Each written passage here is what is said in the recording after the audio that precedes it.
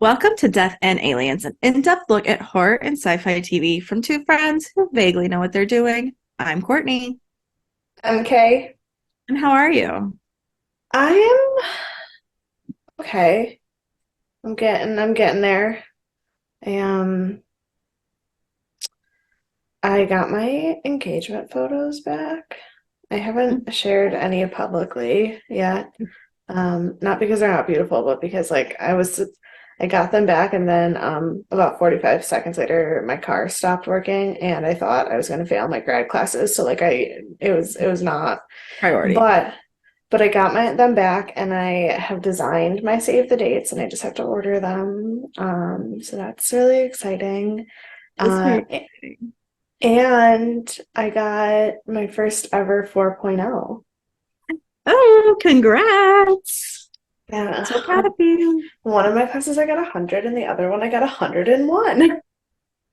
You So, nailed it. I told you were going to nail it. I know you did. Everybody did, and I just panicked I my know. whole It's way okay. through the whole semester. That's how you work best. It's fine. It's great. So I And then this upcoming week, obviously I have school, and I have some Shays stuff. But then starting on Saturday the 23rd, I have no school, no teaching, no Shays, and no podcast for 10 days. Oh, fancy. Because You. for those of you who don't know, we are pre-recording all of Christmas break because Courtney will be back in Louisiana. But so I Where they literally don't will have have internet. I will have like a week and a half where I don't have to do any of my four jobs. It's not fun. Yeah, but now that I know that, I like can't function until I get there. I need sleeps. Yeah. Yeah. I get that. How are you? Well, I still have bronchitis. Um, because it's Page been from an hour ago. an hour. Yeah. Um, so in light of that, I've been watching a lot of TV, as you can imagine. And so I finally broke down and watched all of the Mike Flanagan shows. So I'd already watched Midnight Mass and I'd already watched Midnight Club, but I finally watched Haunting of Hill House, Haunting of Bly Manor, and The Fall of the House of Usher, which I finished like an hour before we recorded. Was the Fall of the House of Usher amazing? They all were amazing. Okay. How I many of mean, the Bly I've Manor? heard I've Go heard ahead. that the two haunting ones were amazing, but like the Fall of the House of Usher was the one that I was like the most nervous about because Well, it's very Edgar Allan Poe. I'm very The protective entire- of my Poe. I think you might would actually like it. It's got some gory moments, but not that gory. Yeah. Uh, Overall, this show is not as gory as I expected it to be. But it's a lot of Edgar Allan Poe. I mean, it has The Raven, it has Annabelle Lee. I mean, obviously, Fall of the House of Usher. Like, it's all of the above, and it's all just so well written. And Mike Flanagan's a genius, I'm pretty sure. So I was thoroughly impressed with all of it. Yes. Yeah. So if you have not watched, I have to say those three were definitely better than Midnight Mass, and Midnight Club was fine, but it's YA, so it like is a little Yeah. bit different, even though it's still really well Yeah. done. Um, but I watched Midnight Mass first because the guy who's the lead, who plays the priest, is the guy who's Christine's brother in the New Adventures of Old Christine, and I Oh, okay. Yeah. Yeah. so I watched it, and it's just fine. It's okay, but the rest are incredible. Definitely watch them. If you have any Nice. recommendations for shows, tell me because I am going crazy trying to figure out what to watch. Because also, my complaint for today is I had stopped watching the new season of American Horror Story because I just got busy. And so today I was like, I've got like 5 episodes left. I'm going to just go sit down, knock it out. Here's the thing that I didn't realize until today. They're doing it in two separate instances. So I That's what was they did. really, That's what they did with The Crown this season too. well, not happy about it. They don't have an official release date because all this was happening during the middle of the strike. Yeah. And um I had one episode to watch and I was ready to watch five. So not pleased. I'm really interested to see what they're going to do with it. So I'm ready for it to come back. But yeah, so in my state, what I need more than anything is a little spiritual guidance. Well, this one is not very flowery, not very long, but it's to the point. You always have two choices: your commitment versus your fear. Yeah, I have both. Yeah, but And which one do you lean into? That's both at all times. I'm very committed and very afraid at all times. So it's fine. It's fine. It's just who I am as a person. I don't think it's saying that you can't be that. It's just saying that like you can't let your fear stop you from being committed. If you're committed and afraid, that's fine. That's fine. Great. Yeah. Glad that works. Glad that works. Yes, I am both. We are Um, both. so I'm going to hope that my voice and breathing hold out for this episode. And let's see how it goes.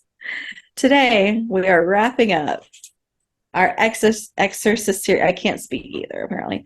Exorcist series discussion with the film that was just released, The Exorcist Believer. It aired October 6th of 2023. So I am going to be telling you a lot of things you already know. You were And there like gonna 2 months ago. buckle up and hear it because I'm telling you anyways. Yeah. It was rated 4.8 out of 10, which might That be feels the high. rating I saw. The number one song was Slime You Out by Drake, which is not a song I know. I was alive that time, in fact. Yeah. I recall when Drake was taking over Billboard charts because also the sites I use don't go into 2023, so I just had to go to the Billboard charts to get my number one hit. I do remember Drake being at the top of the charts. I just don't know his music. I don't remember that. I didn't even realize he came out with new music this year. Oh yeah. Oh yeah. Right before Bad Bunny. Look at me being hip and in the news. Look at you knowing things. Honestly, the only new songs I know are the ones that are on TikTok. Honestly, the only reason I know this song is because it sampled one of our songs that Bad Bunny did. And so that is the only reason I know it exists. Got it. But it's Monaco. It is the one that's on TikTok a lot too. Okay. You know, the number one movie is the Paw Patrol movie. Fuck yeah. Which I haven't seen, but I do know what that is. Yeah. And I'm not surprised. No. I haven't seen it yet either, but like I would like to. I just haven't had time since October to see movies. I have never seen Paw Patrol, but I feel like it's probably super cute. It's so cute. Listen, I went to China to see Paw Patrol in Chinese. Okay, well, also Chris was in it then too. Yeah, it was to see Chris and Brian. Let's be honest, it was to see Chris and Brian. It wasn't to see Paw Patrol live, but it was to see Paw Patrol live. It just happenstance. I also haven't seen Bluey, so if you have children in your life that you want me to hang out with, I'll watch these shows with them so I can see what they're about. Because I'm probably never going to watch them by myself, even if I would enjoy them. Yeah, no, Zara does in fact love Paw Patrol and Bluey, so great. We'll watch it at your wedding. Great. After the wedding, not during. Yeah. Thank you. No problem. The number one book is Code Red by Kyle Mills, which I have not heard of. So did it make it to book talk? Because I haven't heard of it. I don't know anything about it, but I know I've heard of it. It was rocking and rolling. So if you were alive October 6th, 2023, which is most of us, unless you listen to this like 70 years in the future or something, it wasn't a good time in the world. A lot of fighting. So I completely avoided that for on this day. Good. I don't need to relive it. I was there. You what? I said I don't need to relive it. I was there. Exactly. John Fosse was given the Nobel Prize for Literature. He's a Swedish author. Great. Oh. I don't know him and I don't know his book and I cannot pronounce his book. Great. But he has a lot of books that have been translated to English and he started writing in the 70s, so he's been around for a minute. Dick Butkus, who played for the Bears, you may have heard of, died Yep. at 80. Um, but on a positive note, and things I do know about, today is known as Mad Hatter Day because it's the 10/6. So that's my news for you for on this day. Great. Our director, bless his heart, is David Gordon Green. You may know him from also trying to revive the Halloween films. He directed Halloween Kills, Halloween 2018, and something called Prince Avalanche, which I don't know what that is. He was college friends with Danny McBride, which leads us into our next section of writers. He was also a writer, as was Danny McBride, which I don't think I realized in the beginning. I knew David Gordon Green was the director, Yeah. but I didn't realize Danny McBride wrote on it. You may know him from Pineapple Express, Your Highness, Vice Principals, and This Is the End. He is in that crew without actually being in that crew, I think. Like, him and David Right. Green are better friends. Yeah, they went to film school together also. We have two other writers, Peter Sattler, who's known for Camp X-Ray and Broken Diamonds. Also movies I don't know. Yeah. So as a overlay, this film was done in conjunction with Peacock, Universal, and Blumhouse Productions. So I feel like that says everything you need to know about this film. But Peter Sattler has a lot more credits for graphic design, it looks like. And he did do the graphic design for Take Me Home Tonight, which I love. I don't know if you ever saw that one with Topher I Grace. didn't not. Ugh, such a great film. Whoever did the graphic design for the Blumhouse Pictures thing that's at the beginning of A the house. movie, the house with the horror scene that they did Yeah. for this one. Honestly, that was the best part of watching the movie for me. Yeah. I actually am a pretty big fan of loving and hating Blumhouse films. Yeah, okay. Because they're low budget, usually. Usually. This one is not. Spoiler. Well, this one is Um, Peacock and Universal. That's where the budget came from.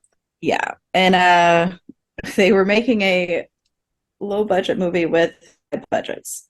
And the other writer is Scott Teems, who's known for the new Insidious film, 2023, Halloween Kills, and The Quarry. So they all worked on Halloween together.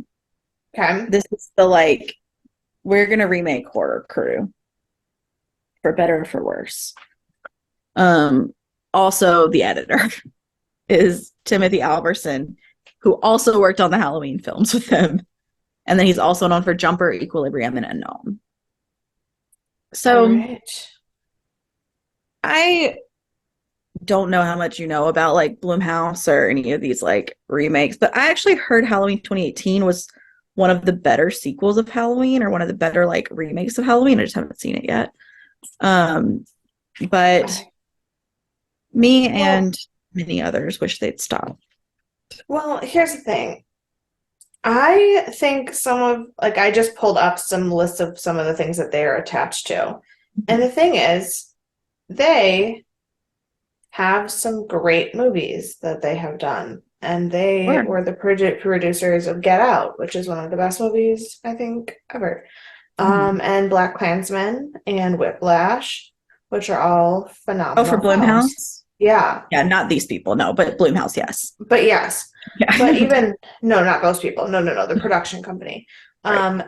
But then they also did things like Megan and Five Nights at Freddy's, and I worry about that.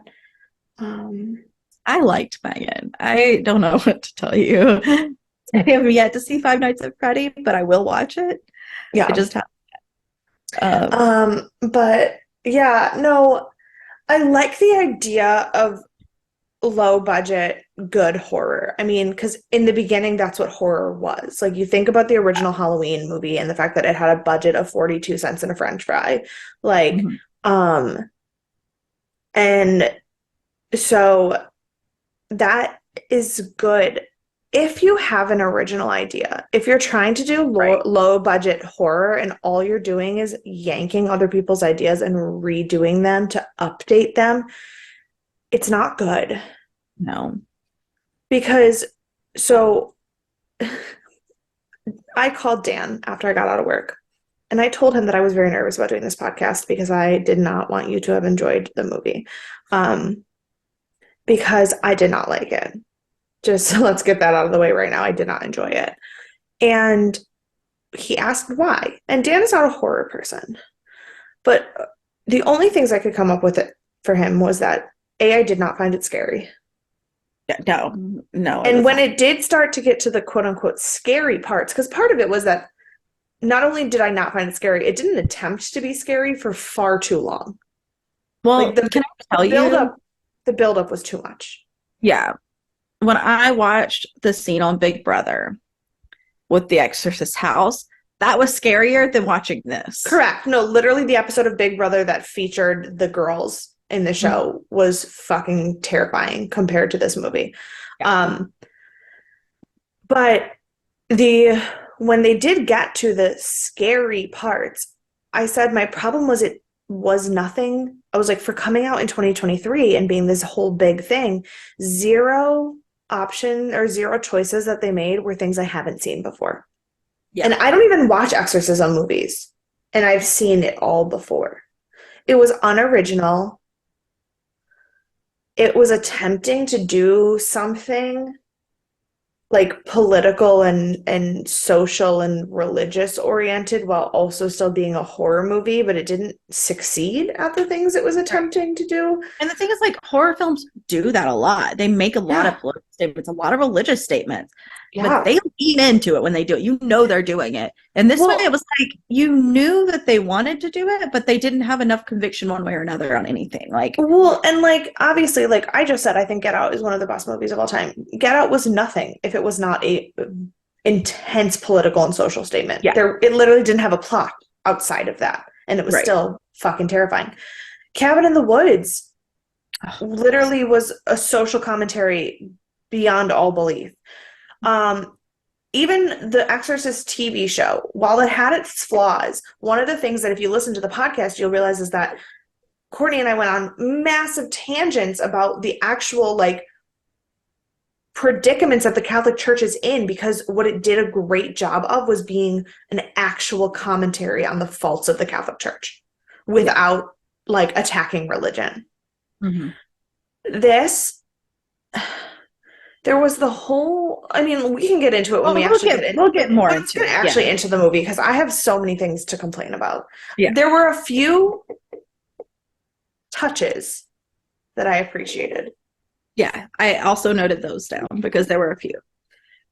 So I'm going to get into some of the cast, the top cast, which is chaotically listed on IMDb. So I don't even know that I got all of the right people all of the times, but it's fine. We're going to do it anyways.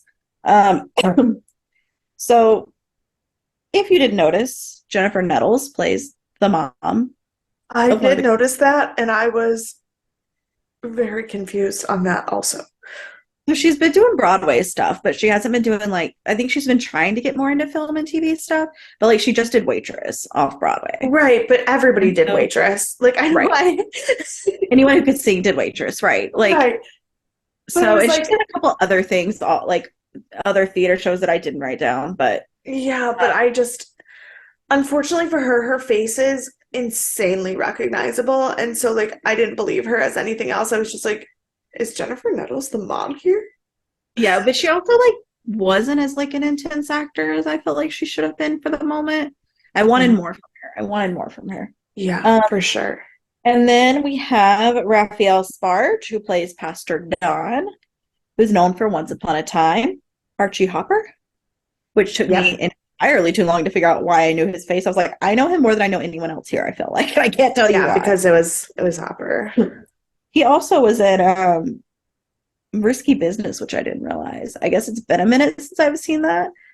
But Yeah, no, he definitely was. yeah. So that was fun for me to find out. Danny McCarthy, who plays Stuart, he's known for Stronger, Ballad of Buster Scruggs, Boardwalk Empire, and Prison Break. He's most well known for Prison Break.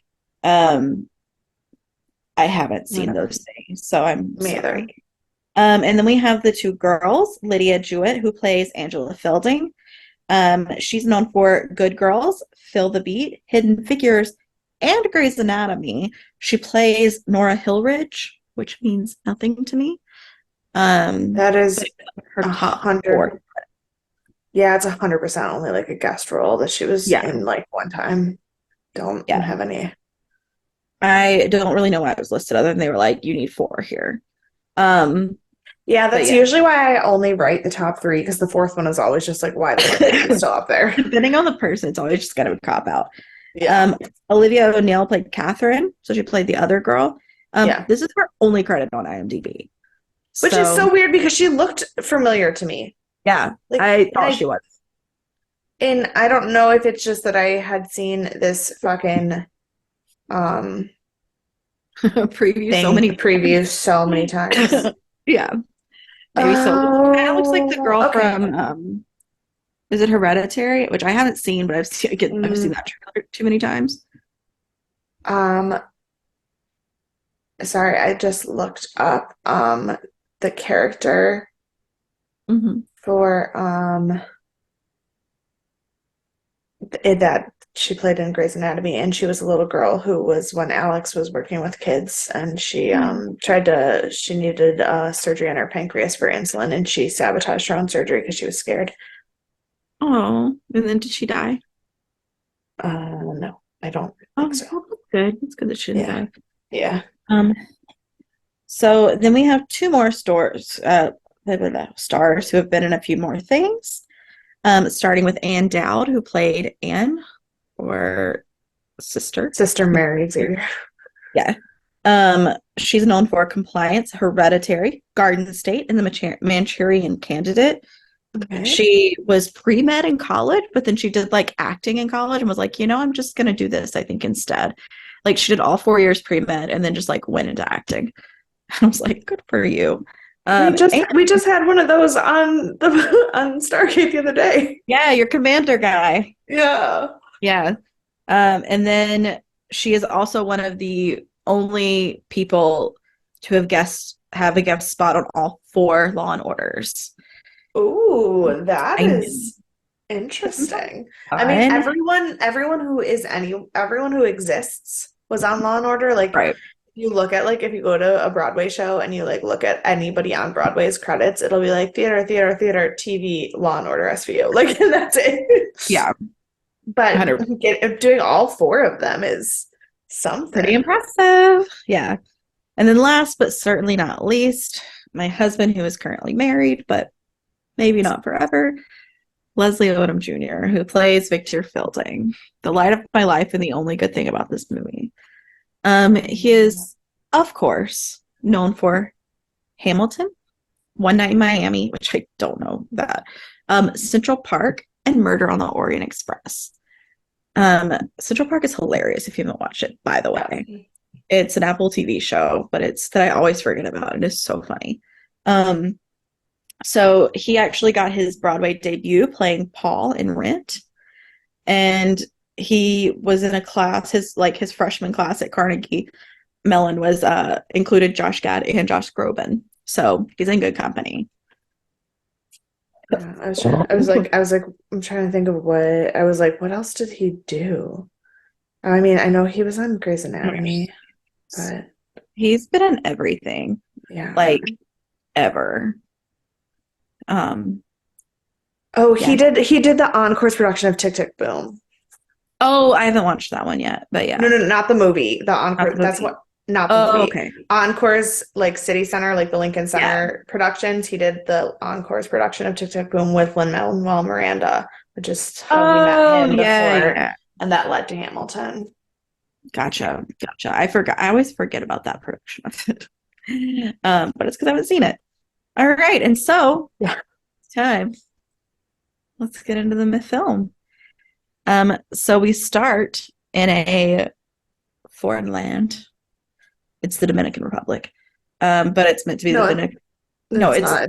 it's in the Dominican Republic, but it's meant to be Haiti. Oh, I was gonna say it's Yeah, not the Dominican, it's Haiti. no, no, no. Yeah, and sorry for the confusion. No, it's set in Dominican Republic, but it's like set in Haiti. Um, and we learn that his that um Victor's wife has died or is dying, and he has to choose between her and the child. And we learn that the child is the one to survive because now he is living as a single father. They're at home, and we learn that he's like kept her close to him this whole time, as is cliche in these kind of circumstances. Um, and she's like begging to go to her friend's house, and her friend Catherine, the demon child. And finally he agrees. Turns out she was not going to her house. They were going out to the woods to do a seance. Because why not? Um, I saw like a lot of weird reviews about this seance and like people being like, this is actually how you let devils in and all this. It was a whole thing. And I was like, look, we have had like 75 Exorcist movies at this point. Like, if that's your biggest problem, let it go. Like, but they go out to the woods to do the seance. And then turns out they're missing. You're not really going to be spoiled by anything I tell you because it's all in the trailer. So, Yeah. yeah, it's a thing. So kids have gone missing, and we are on our way. The dad is trying to meet up with the neighbor who's trying to hunt him down, and then we have the parents of Catherine who are also trying to look, and they're super religious. Victor's super not. And then they get this call in the middle of nowhere. The girls have shown up ages 30 miles away in this like barn or house basement. I couldn't really tell if they were in the barn or in They the were in a basement. barn. They were in the The barn. barn, okay. In this house, and they were then taken to the hospital. So the parents run down there and tell them they're fine, like we're not mad at you, whatever, blah blah. And then they run all of these tests on him, 100% fine. Like no assault, no violation, no health issues, totally fine, except they think they've been gone for 3 hours and they've been gone for 3 days. That's supposed to be really important and really hit you hard, but you saw it in all of the previews, so it doesn't. Correct. Um, in case you were wondering. And so we get all the girls home, everyone's fine, and then they start being super creepy. So Angela, I wrote down their first creepy moments, and oh, there they are. So Angela's like being super weird, and then she just like attacks Victor out of nowhere with this scarf, and it's her mom's scarf. And Yeah, but before she attacks him, she like rips her own fingernails off yeah, and like pees the bed and says a bunch of mm-hmm. creepy shit. Yeah, and she's like flipping lights and stuff. Like she's not doing well. No. But that was the break that got her to go to the hospital again.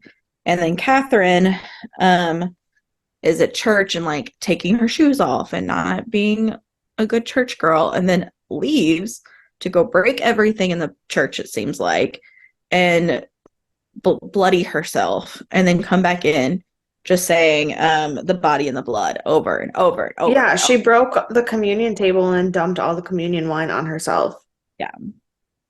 And then, which again, we saw in the trailer. Mm-hmm. Really bad marketing. Sorry, Blumhouse. Yeah. Bad marketing. So they're back in the hospital.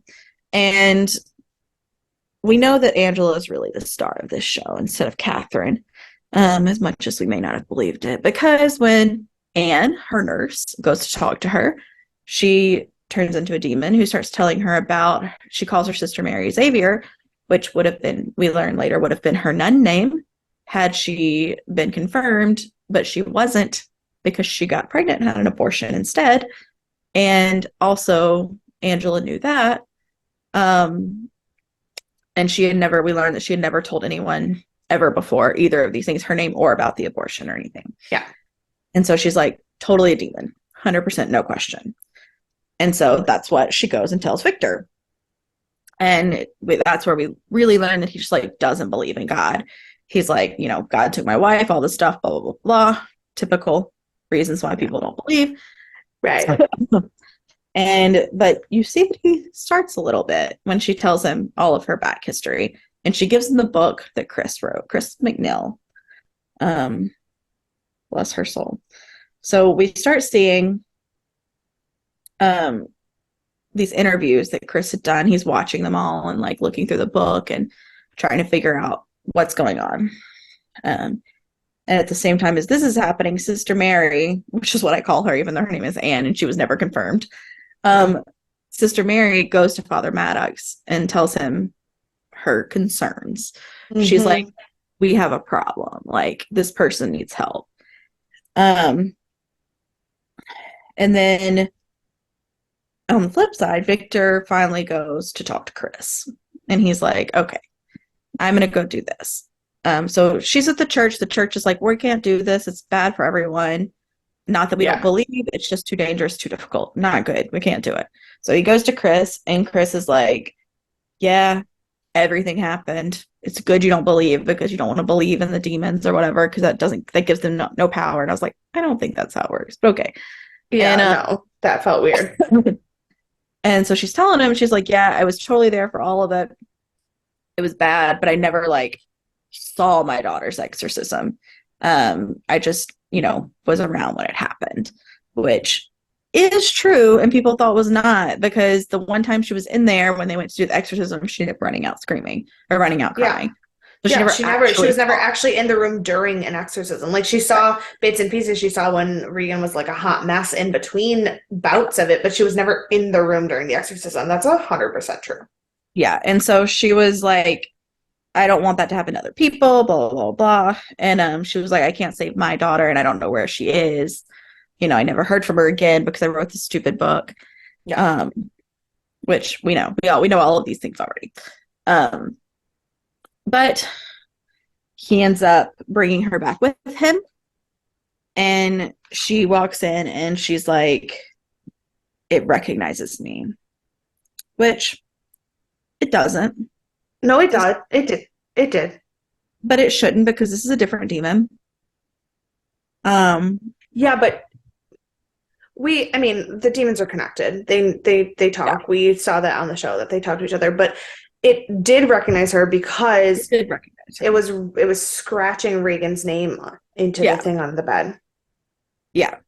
The thing is, this demon is Lashma. Remember its name. Did they ever fucking say that? Tell you. No, but they put it in the credits. Oh, well, that's fucking dumb. Yeah, and it's the one that we've talked about before because it's the direct enemy of Pazuzu. It's the one that goes after women and their babies. And if you remember this whole conversation when we went into the backstory of all of it, and it's that demon. Oh, cool. Yeah, which is a really cool fact if it had been done in any kind of fucking way that made sense. Right, and it makes sense to be that demon being like recognizing all that stuff about Anne because of how she had an abortion and everything. Well, and it even makes sense for it to be recognizing Chris and Regan as the mortal enemy of Pazuzu and of the mortal enemy. That all makes sense, but that wasn't fucking explained. No, it was not. It was not. And it's just too much. So yeah, so she goes in and then she's in the daughter's room and just starts like trying to do her own exorcism, I guess. She's just like, this demon, leave, yada yada. And this child gets a crucifix, gets a cross, and stabs her eyes out. And I was like, what a way to do that. My laptop, I did not prepare. It's dying. Oh no. Well, but yeah. Yeah, it's a choice. Mm-hmm. So she's being stabbed in the eyes, and I'm like, why did we bring back Ellen Burstyn just to stab her eyes out. That feels like a poor choice. Um, Uh-huh. but I didn't make this movie, so I don't make the rules, I which is wouldn't a have made this movie. If I Jesus. was the one who made this movie, it wouldn't have come out. No, absolutely not. Absolutely not. Oh my gosh. I'm so sorry. I'm trying very hard. But there are too many chords.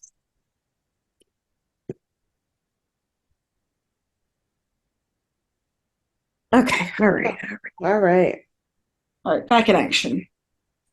So, as I was saying, um, yeah. So she stabs her eyes out. So obviously they have to take her to the hospital now. Um, Yeah. and yeah, so they're doing this, and then they're like, "Here's the thing, we gotta go. We gotta outsource. Like this is not gonna work. So we got to call up the woman who was trying to clean out the energy earlier. Call up Father Maddox. Call up Pastor Don. Get everyone on board, and do this exorcism ourselves Yeah. at home." So they go home. They drill these chairs to the floor, and they get everything set up for however they decide they need it to be set up. They're not priests. They just do it. Um, and Father Maddox is like, doesn't want to be involved. So he gets Anne to be the one to be involved. And I Right. understand that this is not a direct correlation to 2016. It is disregards it at all. But a non-confirmed nun becoming an exorcist sounds a little familiar. Yeah. Sounds a No, little, I have other thought. I have other comments about the ways that they started to connect to the TV show and then fucked themselves. yeah. Yeah. And so we have our exorcism. Everyone's, doing their thing, trying to exorcise them. And then the priest comes in, immediately murdered. Immediately murdered. They just turn Yeah. his head 360. And then they have what should have been a very like heart-wrenching moment where the demon's like, you have to choose one. Whoever you choose lives, the other dies, or whatever. I don't know if they said that. They were just like, one girl lives, one girl dies. You have to choose. And Jennifer Nettles and Victor are like, we're not doing this because that's stupid. We're not doing this at all. But this is also where we learn that Victor initially chose his wife and not his child, Mm, which is a move. Um, yeah. so now he's reliving that and dealing with that. And then from out of nowhere, doesn't even want to be freaking involved. The dad's like, I choose you, Catherine. I was like, are you kidding? You didn't even want to be in the house, and now you're causing a mess. Like, go away. Yeah. And so Angela rises up from her seat and has this whole like demon thing. She vomits on the ceiling, and then she just kind of like falls and goes limp. Catherine starts coming back too, but then momentarily she goes back into her head and is being chased by a demon in like sewers in her mind. And Yeah, she, it's the same place that they lost their shoes that they were in the yeah, woods. yeah, Yeah. and she can't get away. And the demon assumably drowns her in this situation. And then Angela comes back, and it turns out that the father did not make the right choice because he chose, and then his daughter died. So karma, that's what you get. Um, yeah, and that's basically the film. Yeah. That's basically what happens. So, what are your thoughts? It was one of the worst movies I've ever watched. There was quite literally nothing that was scary for the first 45 minutes of the movie. Mhm. Um, they attempted to give you all of the dramatic backstory to make you attached to these characters, but um, I wasn't. Yeah, And I didn't care at all if anything happened to them. Um, so they didn't do that well. And then they also didn't have anything scary because they were trying to set that up and failed. So that was unfortunate. Um, the elements that I liked, first of all, I loved the fact that the two poems that were read aloud randomly throughout the movie were Annabelle Lee and Oh, and the Jabberwocky because yeah, they were of like course they trying were. they were like trying desperately to get me to like this movie and it didn't work. Well, and they started with like the performance or whatever of the Raven was like where we started in the school. They Oh had yeah, no, like, that not Annabelle Lee, the Raven. Yeah, they started yeah, with the performance of the Raven, and then they had the reading aloud of the Jabberwocky, and I was like, oh, it's like my two favorite poems, and it didn't work. I'm so sorry. didn't work. Um, there was one moment where I thought they actually like might have succeeded in making the TV show canon by when they had Chris first talking. First of all, they showed the same exact video clip of Chris Hmm. on the news. Like, and I was like, oh my gosh, great. And then they had Chris saying that she didn't know where Regan was and that Regan ran away and changed her name and she didn't know. And I was like, oh my God, this could be canon. It could just happen before the TV show. And then they Oh, stabbed her fucking eyes out. And I was like, God damn it, you ruined everything. Because A, that was a terrible choice. It yeah, was horrible. It was a waste of paying Ellen Bernstein and getting everybody's hopes up that she was back in the movie. And it ruined the TV show being canon all at yeah. once. I mean, they said it wasn't. They said they were not going to contradict anything from what had happened in the past shows, except Chris McNeil dying, obviously.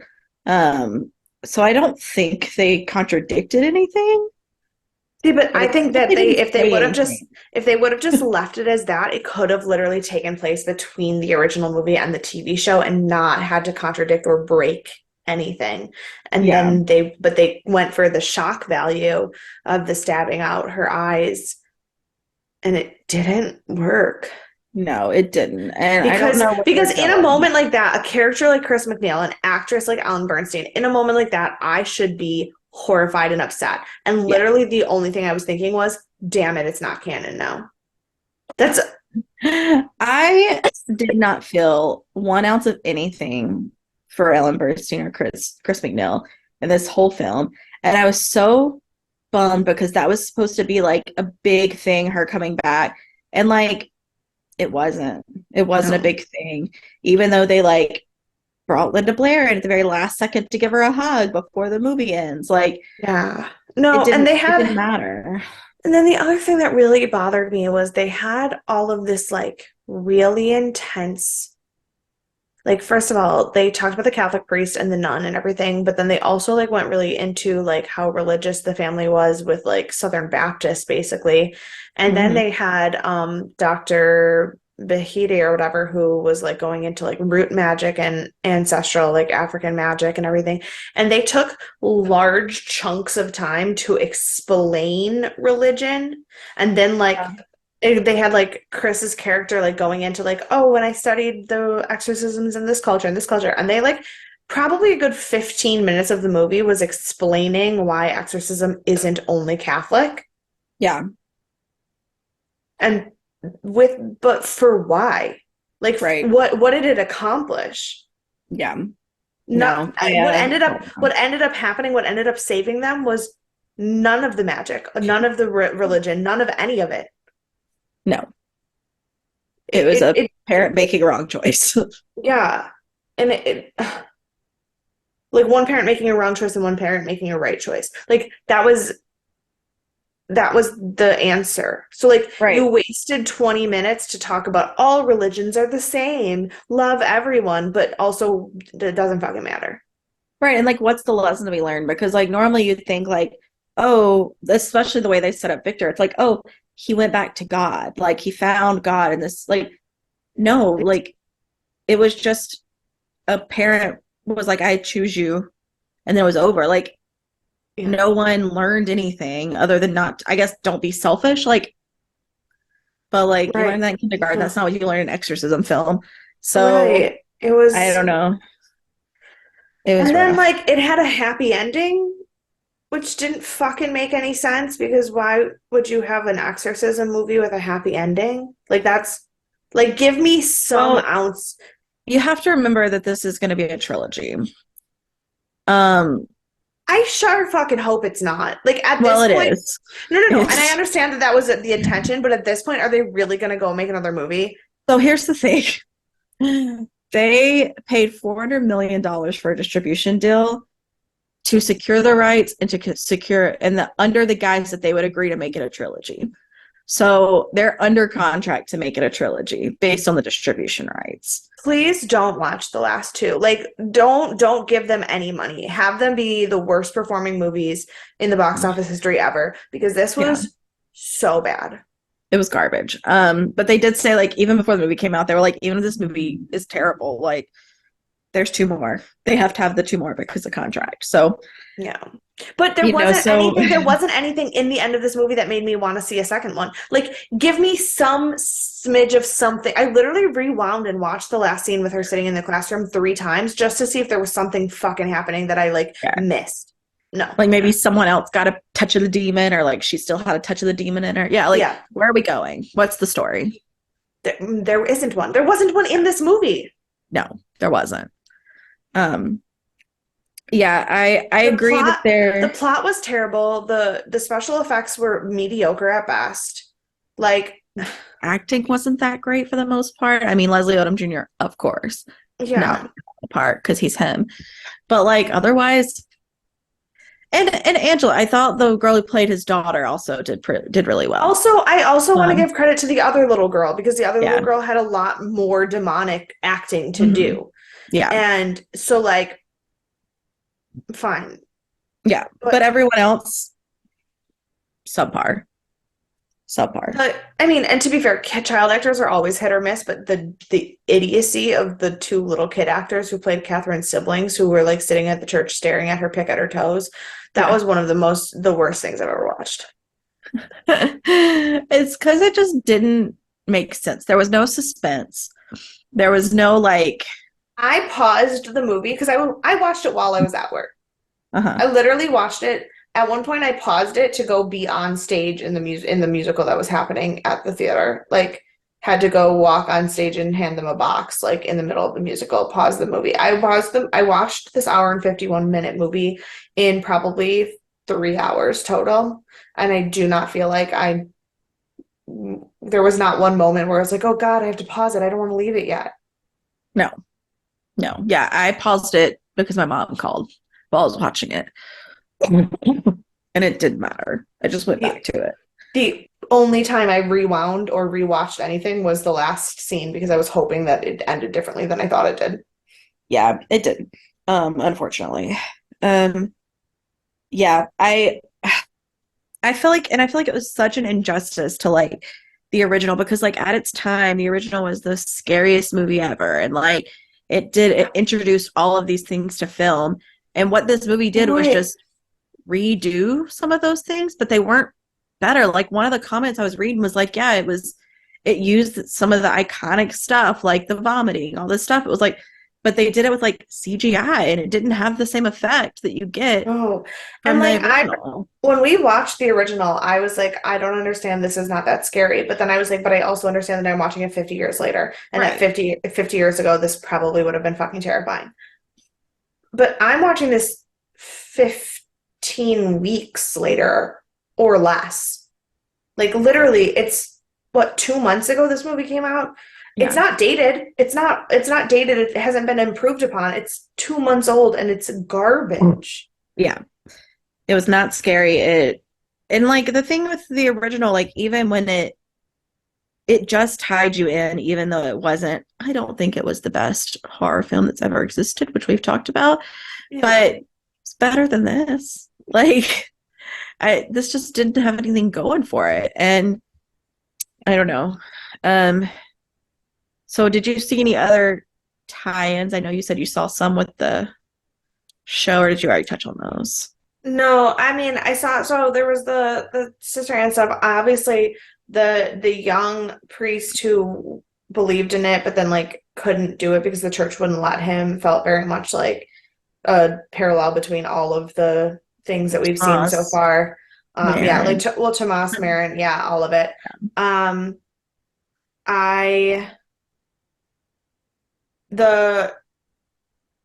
The hospital situation of them being like trying to figure out what it is, and nothing is actually like makes any sense, and they think that they need psychiatric help was obviously a tie-in, but like that's But like that's the thing is like basically the whole plot was like I already saw that. That makes sense. I Yep. already knew what they were going to say next because it was all of it either was from came from the original movie, from the TV show. There was nothing new, nothing creative. Yep. Yep.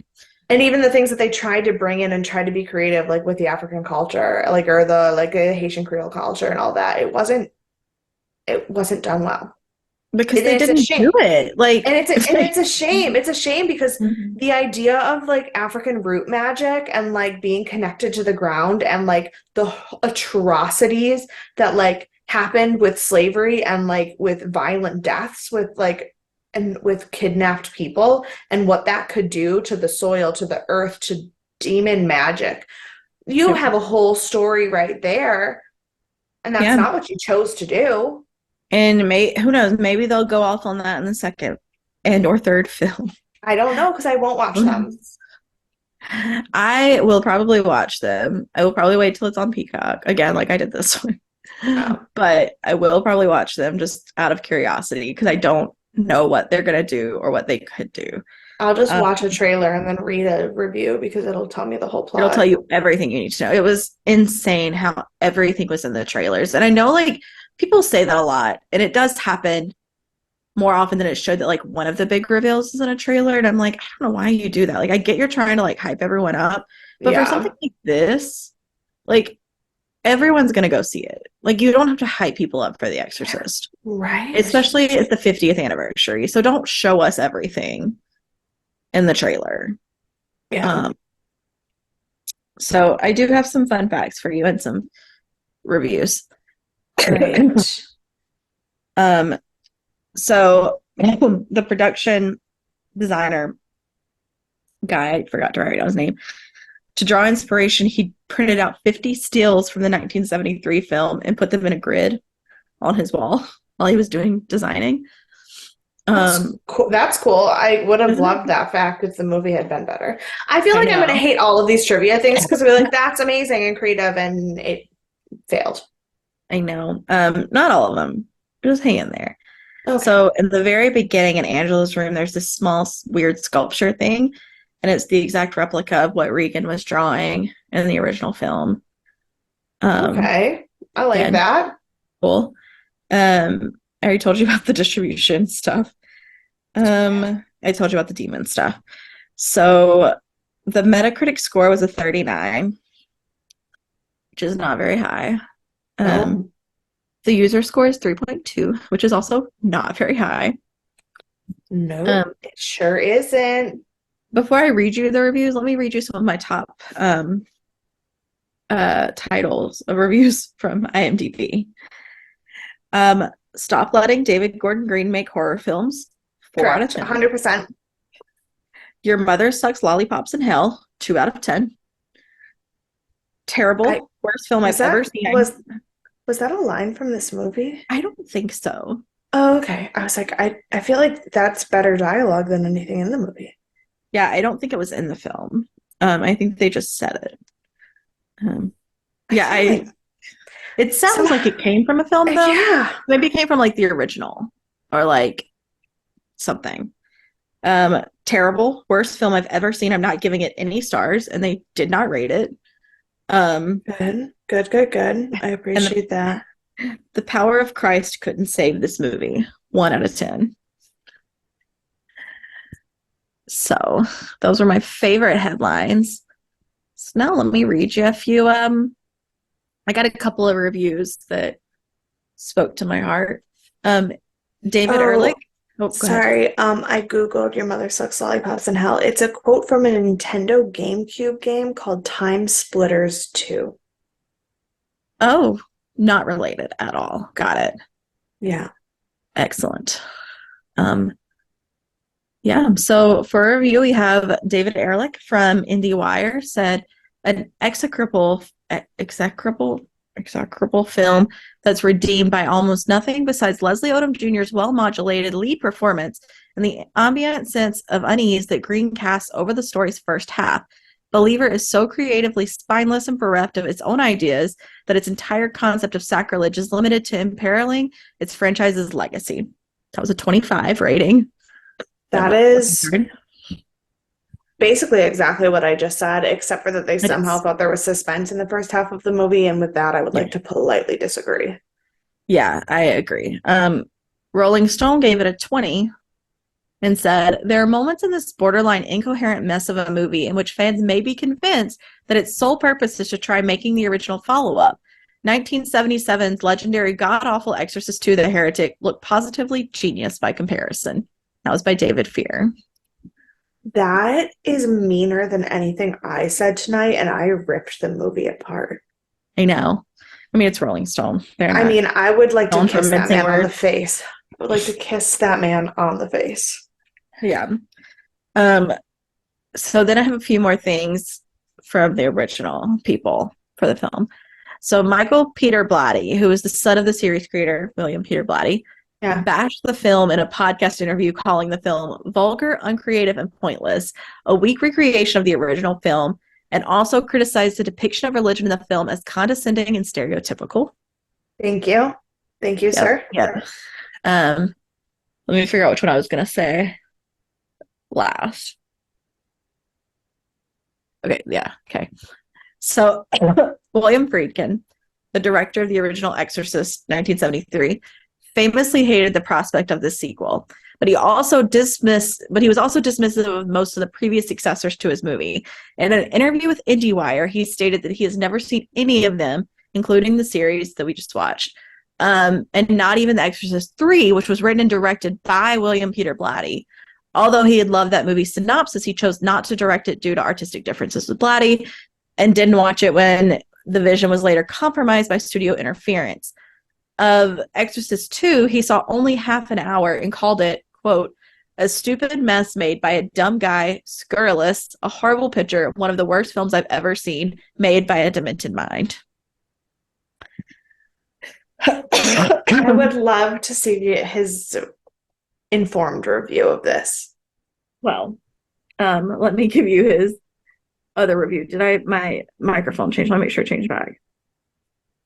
It did not. Hold on. Just gone.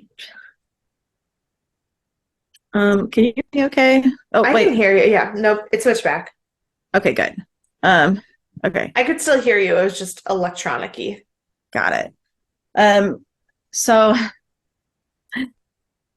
Ed Whitfield posted on Twitter and Facebook. William Friedkin once said to me, Ed, the guy who made those new Halloween sequels is about to make one to my movie, The Exorcist 1973. That's right. My signature film is about to be extended by the man who made Pineapple Express.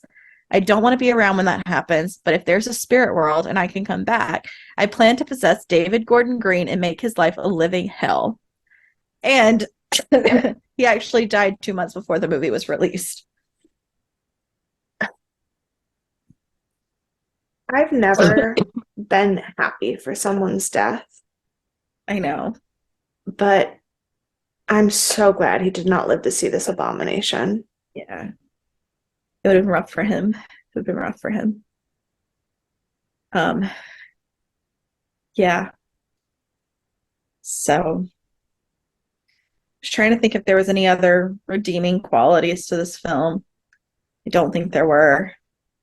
No. Um, I am interested to see what storyline they're going to choose for the second and third, but I'm not necessarily excited to see them. Because it's the same crew making them all. Also, I have to agree with William Friedkin on that. The idea that the man who made Pineapple Express made a horror movie is just concerning on every level. Yeah. And not to say that people can't be versatile, but Pineapple Express was also not a good comedy either. Yeah. Yeah. It's not like it was highbrow in any sense. And if you're gonna remake a classic, you gotta do something like correct with it. Like there's so many ways this movie could have been better. Like had, like I read this film. This is not the direction I would have gone in. And I love the idea of having the two girls with one demon. Like I think that was a really good idea. But Yeah. then didn't play out. And I think having them like one girl live, one girl dies, like that's genius because that you're gonna have a tragedy, but you have to Yeah. make us care before then, and you have to show us that there's two girls connected by one demon before 30 seconds before one of them dies. Like at that point, I don't care. Like Yeah. this movie should have been like I literally had to look at what time it was to be like, we're not getting a lot of demony stuff yet. Like I feel like that should be the Yeah. majority of this I film. I paused it and checked the timestamp 16 times in one movie. That's Yeah. unreal. And I had really high hopes because they start with a Raven, they start with Jabberwocky. I was like, we are getting a literary classic Exorcist film, and it's gonna be so dope, so great. It wasn't. I don't really understand why they put that in the beginning. Like they wanted to show they were in Well, school. because even also they could have, so when it first started and they had the whole thing where Serene had the blessing on the baby in Haiti and then died. I thought we were going to go somewhere with the blessing being Mhm. voodoo and like going the other I did way and the too. baby being possessed from the jump. Yep. I already wrote a better movie. Yeah. Also a better movie. I also thought that was what was going to happen, and it was not. No. Um. So I think that They this team. dangled carrots in front of us and then fed us. I don't know. I couldn't think of what's grosser than carrots. I like carrots fine. Brussels sprouts. No But like Brussels if sprouts. you're, I love Brussels sprouts. I do too. Cauliflower. I love cauliflower. It's my favorite Ugh, vegetable. onions. They, yeah. Yeah. My thought on this team, for better or for worse. I'm sure they're lovely people in their lives, I'm not. but They're white men in Hollywood. I'm sure they're not lovely people. you're right. They're probably terrible people. But I think that they're trying to capitalize on a like a fad. Yeah. I think we're having a lot of horror remakes because people are really into horror right now. Yeah. And I think that they're just trying to capitalize on it. So they are pushing out fast films in the way they make all of their films, but they're trying to do it when they should be making a high budget film and they're not. Yeah. Um, and I thought partnering with Blumhouse, like, I was like, okay, it's going to be low budget, but then like being Blumhouse, but Universal and Peacock, like, and then finding out it's a $400 million distribution deal, like, they spent $30 million on this film, like the making of this film. And so, like, No. there's no reason that it should have been this way. It comes from lazy writing and producing and directing. It, It comes from lazy writing, producing, and directing, and it comes from the and I don't like to attribute motive to people that I don't know their motive, but it comes from this idea that the masses are stupid. That mm-hmm. it's the same thing in news media, it's the same thing in television right now. The way television and film and news media and everything that comes out assumes that the viewer is stupid and won't understand what's wrong with it. Yeah, and I feel like they don't have a true appreciation for the original films, which is No. why I was so surprised to hear that Halloween 2018 was so much better than people thought it would be. So I maybe they did like that film before they made it, but like watching this film, I feel like they never saw an Exorcist film until they or like watched it in passing, like because I mean they were, all alive in like the 70s, 80s, or like 80s at least. Uh, They but probably watched it, saw it was 50th anniversary, and were like, we're gonna make money. yeah, that's all it was. And they also were like, well, right now everyone in the world like wants to focus on diversity and really moving away from the like Christian domination of the country. Mm-hmm. So let's throw in people of color and some cool other religions Yeah. done. But that's all. They didn't develop it. They just threw it in. Yeah, and they like had to so this pains me, but Linda Blair was on the team for producing as well. Um, which is she was Regan. Yes, I'm aware, but Yeah. I don't fault her. She was 11 when she made the movie the first time. Like, she doesn't fucking know any better. She's just No, but making money. yeah, exactly. And so I hate that she also bought into it with them. Ellen Burstyn actually refused to do this movie for a really long time. And then they just kept throwing money at her. At one point, she was like, I feel like they're asking what price it is for me to sell my soul to the devil. And then eventually agreed on a price so she could donate it to her charity. But she didn't intend to be in this film anyway, which would have been for the best because they just screwed her character over. Like the series gave her such a better I know. storyline and like closure than this film did. Yeah. And it's so disappointing. Because like, yeah, she did some things that maybe were not as well looked upon after her daughter was But they possessed. also didn't even go into that in here either. They were just like, oh, I'm sad I wrote a book and it was bad and my daughter left me. Like, we didn't get it. Yeah. Yeah. I hate So that. it was really poorly done and honestly a slap in the face to the original series. So Yeah. it's fine. It is what it is. Welcome to 2024, bitches. This is what we're dealing with. Welcome. We've made it. Yeah, so who do you want to punch in the face? We doing that? Do we do that with movies still? I don't think we've ever done that with movies, but I will just punch the entire creative team. Yeah. I'm just gonna agree with you because I feel the same way. And there was no MVP.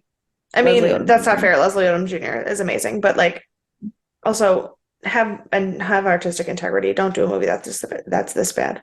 Yeah, well, maybe he didn't know when he signed on that it was going to be this bad. You know, once you're contracted in, sometimes you can't get out. Yeah. So, this is The Exorcist Believer. We did it. We hated it, and it's over now. But I was afraid I was going to hate it because I was going to be scared. And I didn't. I hated it because it was the worst movie. And I'm like almost disappointed. I would have rather been shitting myself. yeah, I was really hoping for fear and didn't get it. It was a real bummer. But yeah, don't worry. We're moving on to bigger and better things. And our next episode for Thriller Thursday will indeed be our intermission, which is American Horror Story Season 2, Asylum. I'm So nervous. it's gonna be a fun time. I've seen it. Mary Kate has not, obviously. I'm a little nervous. So it's gonna be super fun. As we all know, it's 10 episodes, so it'll be a minute. But if you have any suggestions or recommendations for our next show for us to go ahead and start getting the jump on it, that'd be cool because we don't have ideas right now. Yeah, we don't. We have like 9 weeks to figure it out. So that time goes very fast. So tell us all of your ideas. And if you have thoughts, feelings, honestly, not about The Exorcist Believer, because I think we did it. I think we're done with it. I don't I mean, if you want to tell us, whatever, like we'll listen. We're here to listen. We're your friends. Yeah. But like otherwise, move on. Let's go to the next thing. Yeah. You can email us, deathandaliens@gmail.com. You can find us on all of the social media at Death and Aliens. You can find me at CECloud13.